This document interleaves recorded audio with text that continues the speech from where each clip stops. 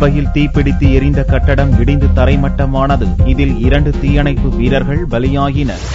மும்பை கல்பாதேவி பகுதியில் கோகுல் நிவாஸ் எனும் 4 மாடி கட்டடம் உள்ளது. 100 ஆண்டுகள் பழமையான இக்கட்டடத்தில் 2 குடும்பங்கள் மட்டுமே வசித்து வந்தன. கட்டடத்தின் பெரும்பாலான போர்ஷன்களில் ஜவுளி குடோன்கள், கடைகள் மட்டுமே இயங்கி வந்தன. இங்கு சனியன்று மாலை 4 மணிக்கு பயங்கர தீ விபத்து ஏற்பட்டது. தகவல் அறிந்ததும் தீயணைப்பு துறையினர் விரைந்தனர். ஆனால் குறுகிய தெருவாக இருந்ததால் உடனடியாக தீயணைப்பு வீரர்களால் சம்பவ இடத்துக்கு வர முடியவில்லை. 45 நிமிடங்கள் கழித்தே தீயணைப்பு பணியை துவங்க முடிந்தது. அதற்குள் கட்டடம் முழுவதுமாக எரிந்து நொறுங்கி விழுந்தது. இதில் 2 தீயணைப்பு வீரர்கள் இறந்தனர். தீயணைப்புத்துறை அதிகாரிகள் உட்பட 5 பேர் பலத்த தீக்காயத்துடன் மருத்துவமனையில் ஆபத்தான நிலையில் சேர்க்கப்பட்டுள்ளனர். இக்கட்டடத்தில் கடந்த சில நாட்களாக சிறு அளவில் கட்டுமான பணிகள் நடந்தன. கட்டடத்தில் வசித்த ஒரு குடும்பம் கோடை விடுமுறைக்கு வெளியூர் செல்ல இன்னொரு குடும்பத்தினர் தீப்பிடித்ததும் வெளியேறினர் என்பது குறிப்பிடத்தக்கது.